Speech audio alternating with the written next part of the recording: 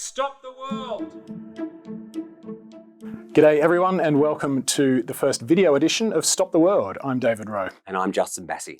Last week, ASPI held our Sydney Dialogue Tech and Cyber Conference. And Justin, it was the perfect opportunity for us to introduce this new video podcast series. It really was, Dave. We had over 300 people from over 30 countries coming to both speak at and participate in the Sydney Dialogue. So it really was a great opportunity to sit down with a few of them to record these video podcasts. And we're going to release them over the next few weeks. So if you'd like to see us as well as hear us, please go to our YouTube channel where you can watch there. And before we get underway, a quick shout out to a couple of our beloved friends and colleagues, Olivia Nelson, who pulled the series together, and Nate Haslam, who did all the technical work. We're much indebted to them both. We really are. A lot of hard work going on behind the scenes of the dialogue. And Dave, our first video podcast is you with Connor Leahy, AI expert. And you will introduce him in a little while. But it's fair to say that you were pretty excited to be the one to interview Connor. Yeah. Look, I mean, I love this part of our job. I really enjoy doing podcasts where we get to talk to smart people and ask them about their work. It's one of the highlights. But I've got to say, Connor was a particular singular thrill for me. Apart from being one of the world's foremost technical AI experts, he's a philosopher, an economist. He thinks about these things deeply, and he thinks about AI in terms of the future of humanity and the effect that it's going to have on the globe. And he's a big brain on these issues. So I really, really enjoyed the conversation. I hope the listeners do too. They really will. For anyone who was at the dialogue itself, they enjoyed listening to Connor there. And this really is a treat for anyone who will listen in or watch on the YouTube channel. So Dave, over to you and Connor. G'day everyone, my name's David Wroe. I'm the Strategic Communications Director at ASPI. We're here at the Sydney Dialogue, and I'm very pleased to introduce one of our speakers, Connor Leahy. Connor is the CEO of Conjecture AI, a startup based in London that is working to build safe artificial intelligence. He's one of the leading signatories to last year's 2023 letter calling for a moratorium on building large language models more powerful than GPT-4. He's a rock star in AI circles, and certainly I'm a fan of his. Connor, thanks for coming on the podcast. Thanks so much for having me. So you've got an interesting background. You were born in the US, you have an American parent and a German parent. You grew up in southern Germany, south of Munich. At some stage, you became interested in computers, clearly. You went on to found Eleuther AI, which was an open source research collective that actually built some of the early open source large language models that were very powerful for their time. Just tell us, how did you get into AI? Yeah, so the way I kind of got into it is when I was a teenager and I was just thinking about kind of like what to do with my life and so on. I was thinking very seriously, just kind of like about like, how can I do the most good in the world? How can I help the most people? How can I solve the most problems? So I was thinking, like, maybe I'll become a doctor and then I could, cure cancer, or, maybe I could work on climate change, or maybe some other problem. But then when I realized, like, wait, hold on, what do all these problems have in common? Intelligence. So if I could just automate intelligence, then I could automate science, and then I could solve all of the problems. So I'll go do that. How hard can it be? The optimism of youth. Well, yeah, and incredibly ambitious. But in fact, what you've learned along the way is that perhaps the risks might actually, well, they're so enormous that that the benefits, over time, you've become actually more concerned about the risks than the benefits in a way. Is that a fair way to This is the way how I think a lot of other people view this, but for me, it didn't feel that way when I thought about it. So like what happened is kind of what you say. Like at first I was like, all right, let's go, like as much AI as fast as possible. But then after reading what other people have written about this and thinking about it myself, I realized that the really hard problem of AI and AGI is not how to build it, it's how to control it. This is the much harder problem. Not that building it is easy, but like the controlling it is a much, much harder problem. The much more important problem is the bottleneck. You don't get a good future if you don't control it. So it's not an optional thing. So for many people who go through a similar thing, it's seen as like this terrible knowledge, or like this like sad realization or whatever. For me, it was just like, oh yeah, duh. And then I went on with my life. So it was like, this is the actual problem. Like for me, this was just like, okay, cool. Now I know what I need to do. I know what I need to find out. I need to figure out how to make these systems controllable and safe and helpful to humanity rather than detrimental. Again, optimism of youth. I thought, how hard could it be? I'll come back to control in a moment, but you stopped doing open source work, if I understand correctly. You were becoming worried about the risks of actually sharing this widely, and just the number of hands that it could get into would increase the risk. Just talk me through your thinking on that. Yeah, like I think many young hackers of my time, and my age, as a teenager in my early 20s, I was, of course, a big fan of open source, of freedom in general. It's a very common position, I think, for young, ambitious, smart people to kind of hold, to be like, I should be able to do whatever I want. I'm immortal. I'm a teenager. This whole society thing, that sounds cringe. But I always, in my heart, still had that I fundamentally do it because I think it's good for people and good for society. I think open source has done incredibly good for the world. It's helped build safer software, better software, more accessible software for many, many people. I think that's fantastic.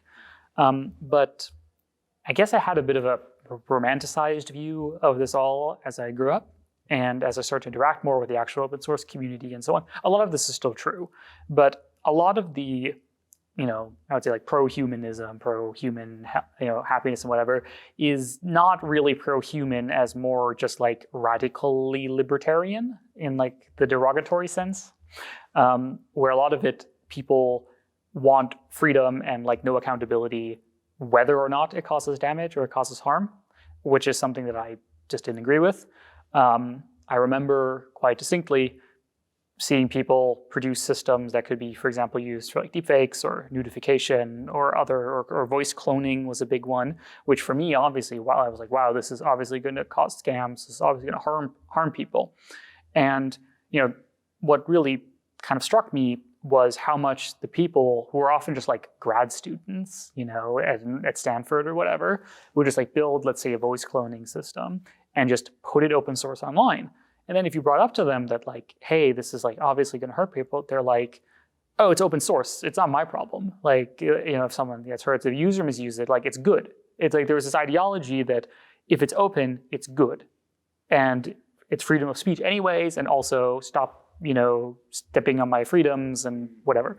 And it was just clear to me that this is like not how you can run a good society that has good outcomes. Like if I ever had an ideology, quote unquote, ever since I was a kid, it was always like, I'll do whatever works. I don't care if I want a good future. I want people to be happy and so on. And if we need to do this to do that, cool. If we need to do that to do it, fine. And it was just pretty clear to me that this radical libertarianism wouldn't work and is only going to get worse.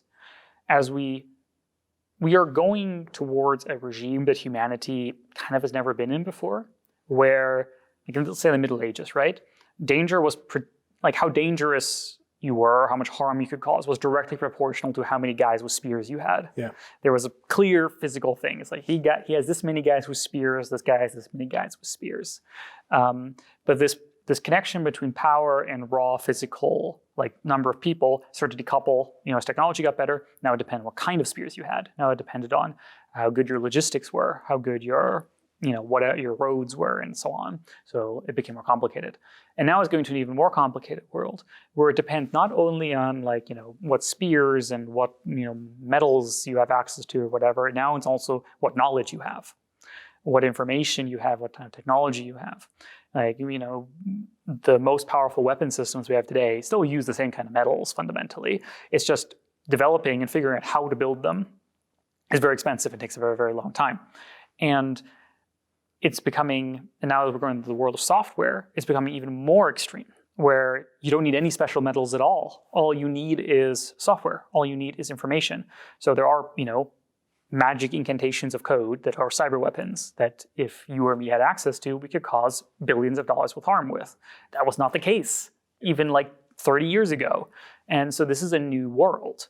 We're in a world now where there is magic math that you could write down on the paper that you can use to kill people, such as by destroying hospital systems or whatever, or to cause whatever. And we were kind of familiar with this cyber threats and so on. But like, have we realized as a society fully grow up what this means?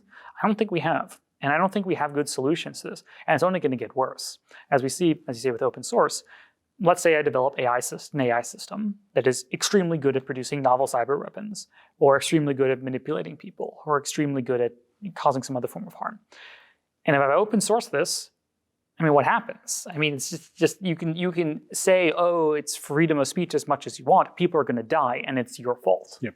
Yep. I mean, that radical libertarianism has always been a dubious ideology in the sense that it's a nice idea to have if you sit within the comfort of a stable, ordered society where nothing has gone terribly wrong in your life previously. So you think, hey, if everything's just put out there and everything becomes free, it'll all just be fine somehow. But it's missing the point that it's only fine because people have worked really, really hard over the previous generations to make it that ordered, stable society. But as you say, I mean, it becomes much more dangerous as the tools that are being created and potentially shared widely become potentially, the blast radius, as you say, is much, much greater.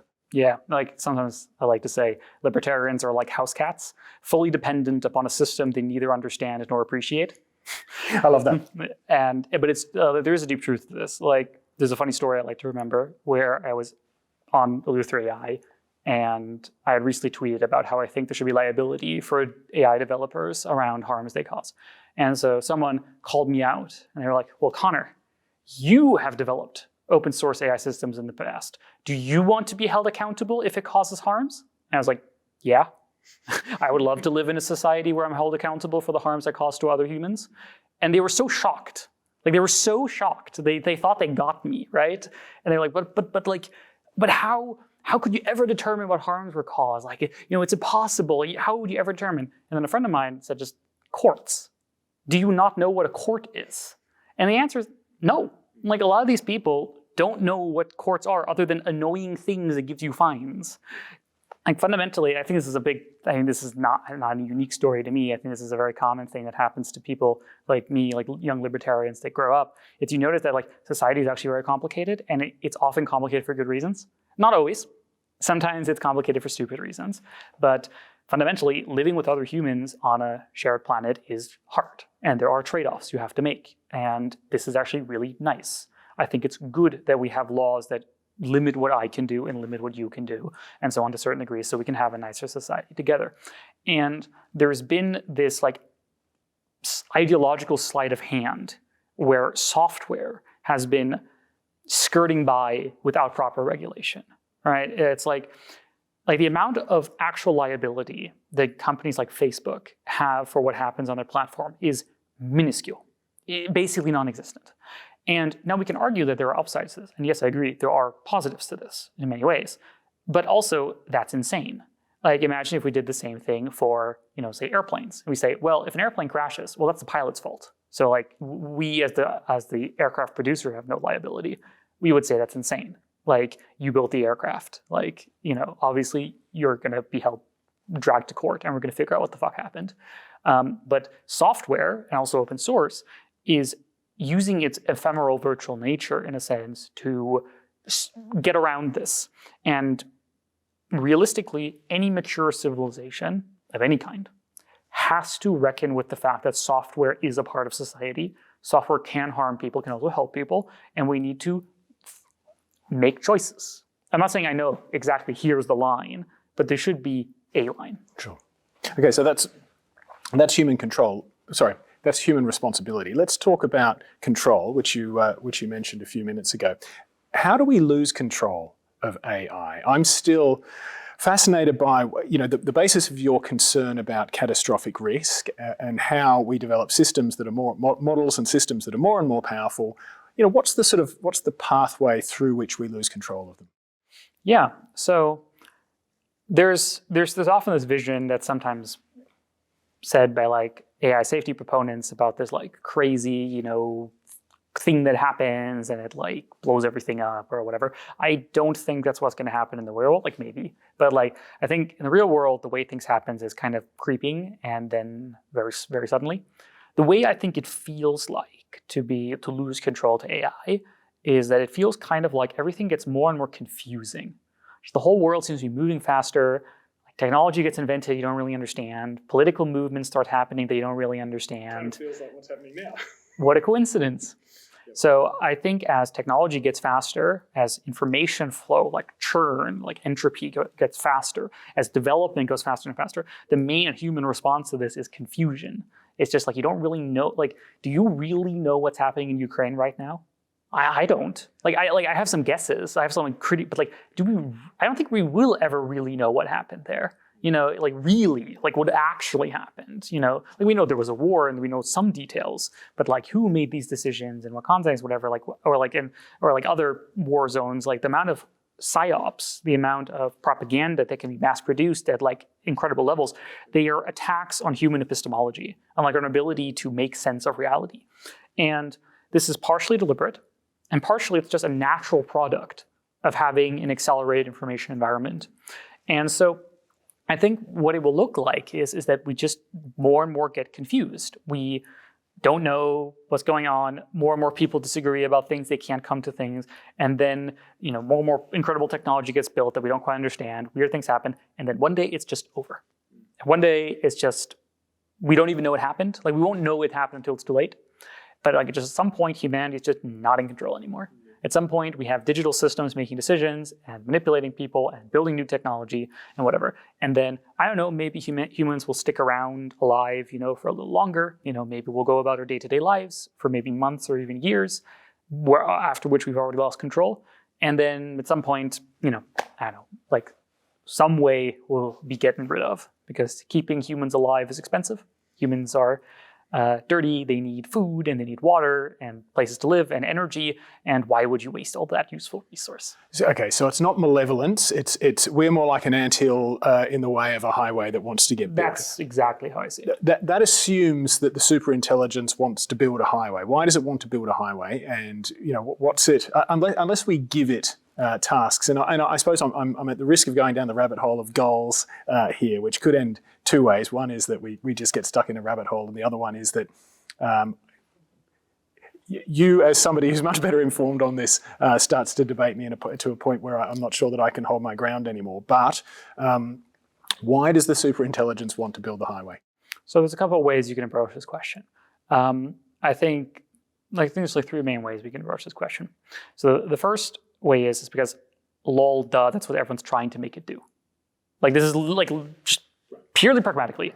You look online right now, what are people trying to make AI do? And it's increase economic output, defeat their rivals, make them more money and give them more control, destroy their geopolitical, military rivals, et cetera, et cetera. Duh. So like the like zeroth order is just like people are trying to give them goals and they're trying to give them bad goals as well. So like it's not even like subtle. There are then more subtle points on this. So there is a very subtle point, which is, I think, too much of a rabbit hole, which is like, it's kind of hard to make something that is very intelligent and does not have goals. What would that even mean? Like, assume you make the super enlightened Giga AI that has no value, no goals. But what does it do? Well, it just kind of sits there. That's not really intelligent, is it? Like, I can tell you this rock is super intelligent, and you'll be like, well, so what? So there's a sense where you can accidentally give things goals very easily by just making them intelligent. And there's a third point, which is, okay, let's even say you make your super intelligent AI, but it has no goals. Okay, cool, but the other guy makes one that does. And then that one is going to flatten yours. Yep. So there's an evolutionary pressure. There is, like, it's important to understand that the market, the way we are building software at this point in time, is a natural selection adversarial environment. Even if we build 3, Buddhist AIs that just sit around, once one guy builds the military death AI, doesn't matter. So really interesting. So, 1 and 3 are basically human social political problems. The second one, as much of a rabbit hole as it is, it's the trickiest, but therefore also the most philosophically fascinating, which is, does intelligence necessarily come with goal formation? One definition of intelligence is precisely your ability to achieve your goals, right? Using, what you perceive in the environment and the information that you have. I suppose, look, is it possible for us to build powerful superintelligences that do not form their own goals from some inner subjective set of, motivations that they have.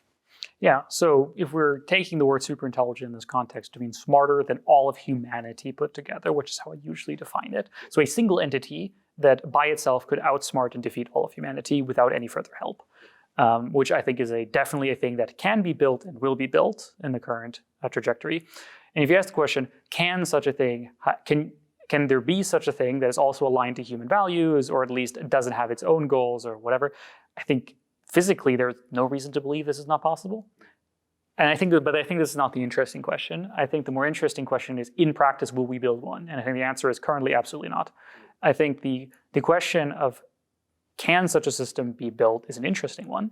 And it's one which I wish all our greatest philosophers would be spending 100 years debating. I think this would be fantastic.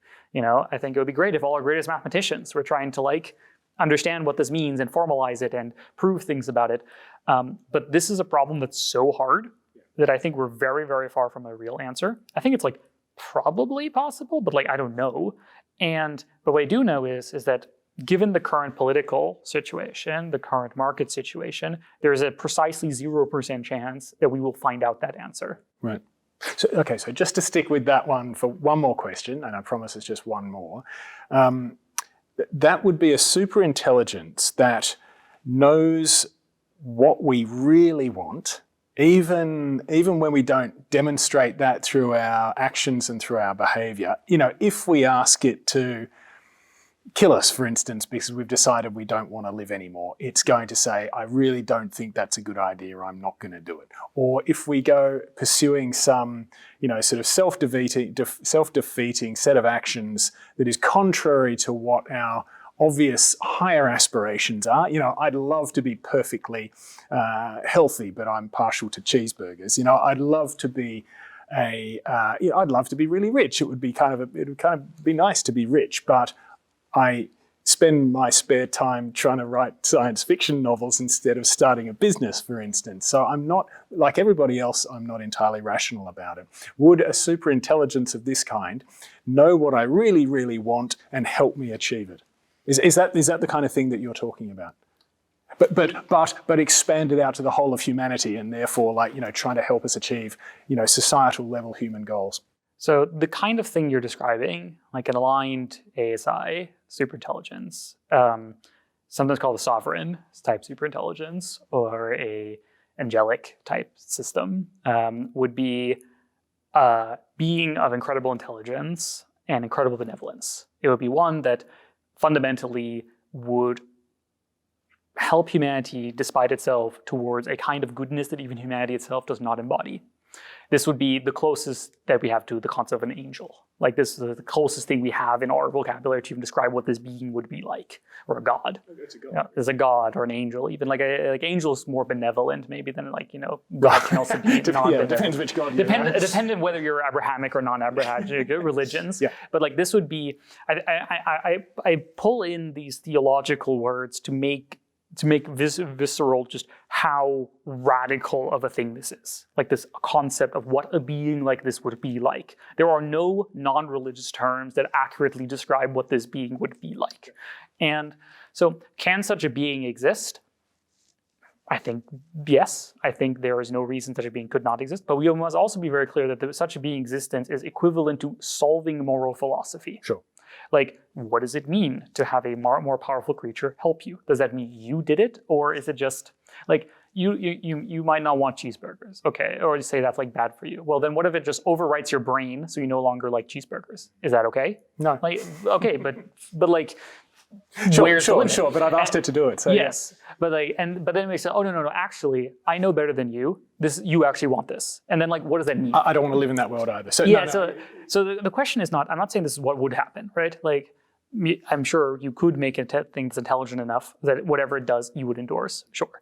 But I want to draw attention that this is equivalent to solving moral philosophy.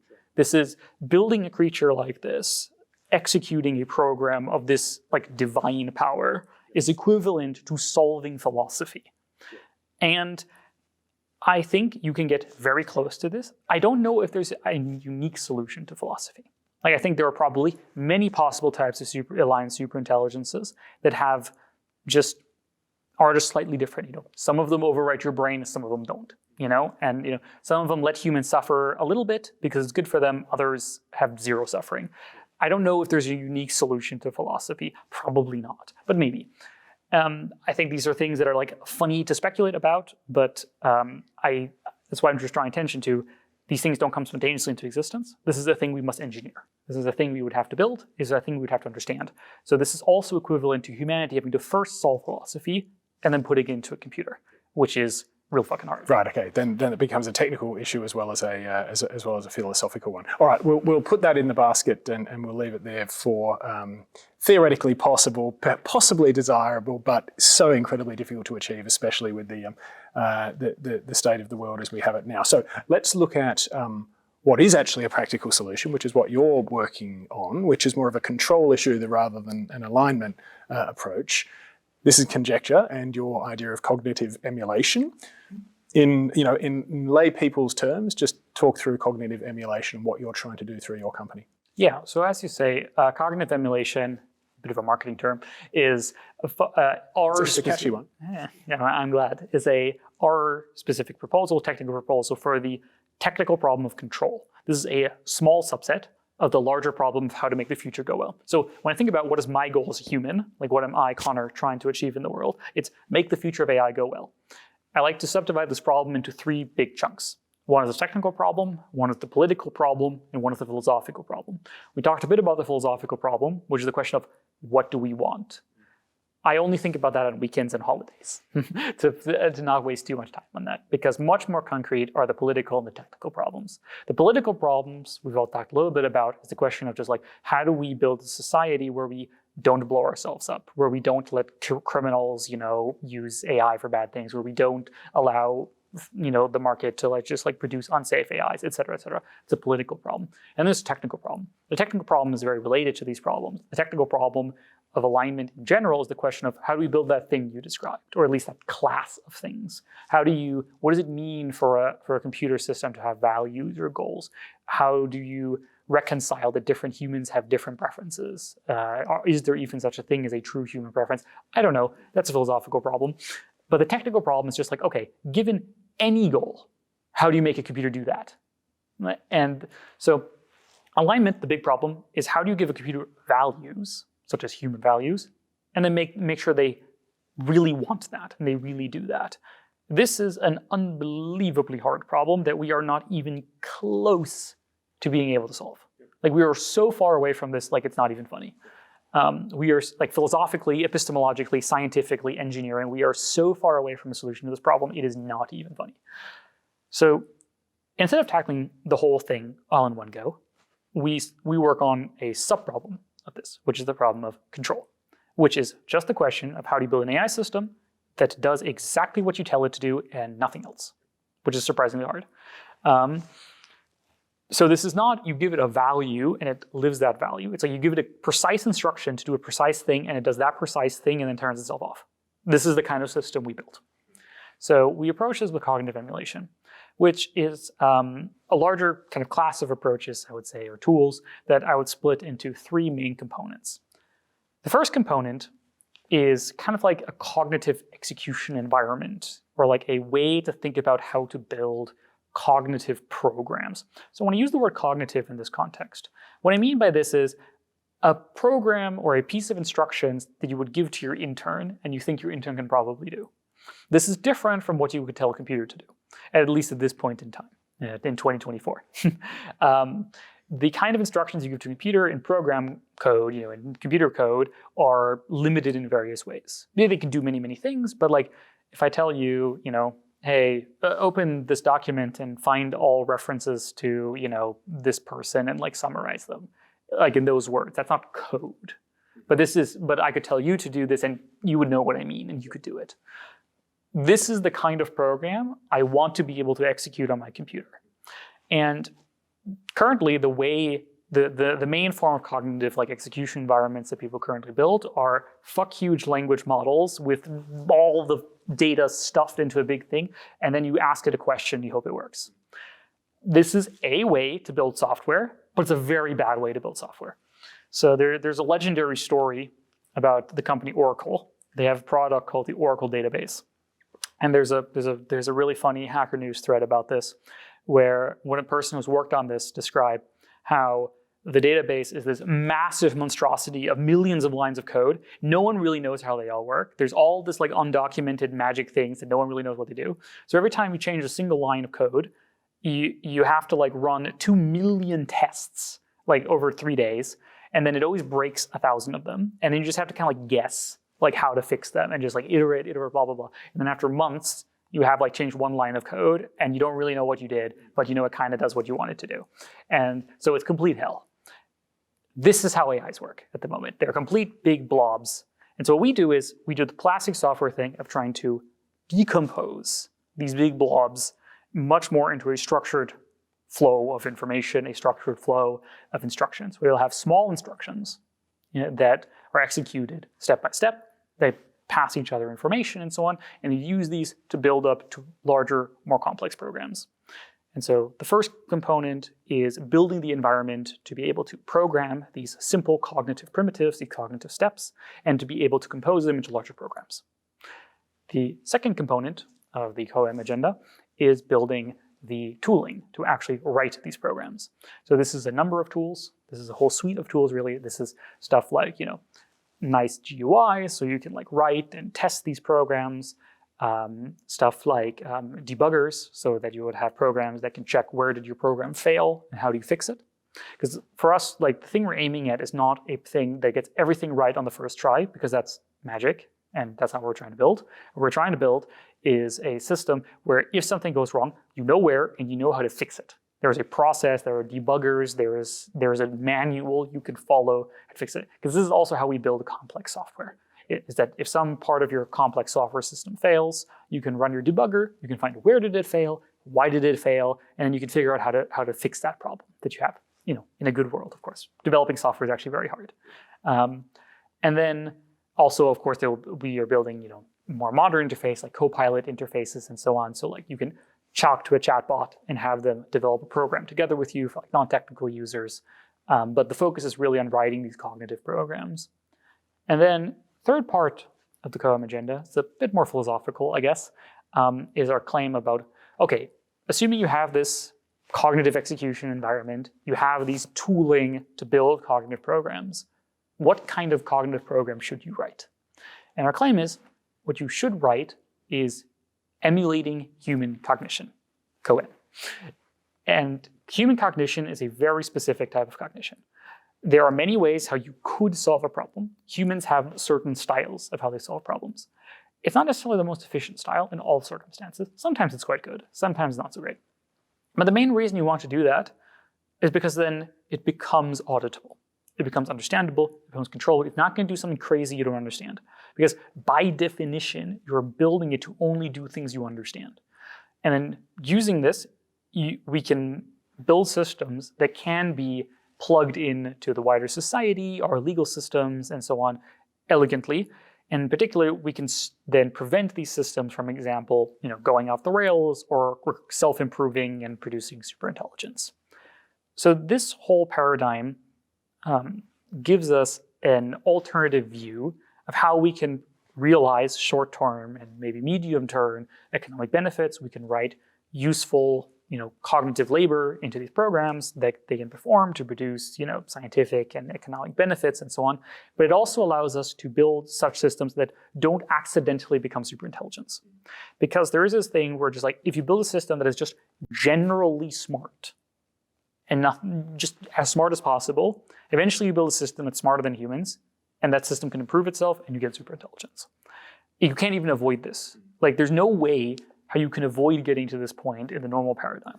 But in this way, you could still build a recursive self-improver using this technology if you wanted to, which is bad.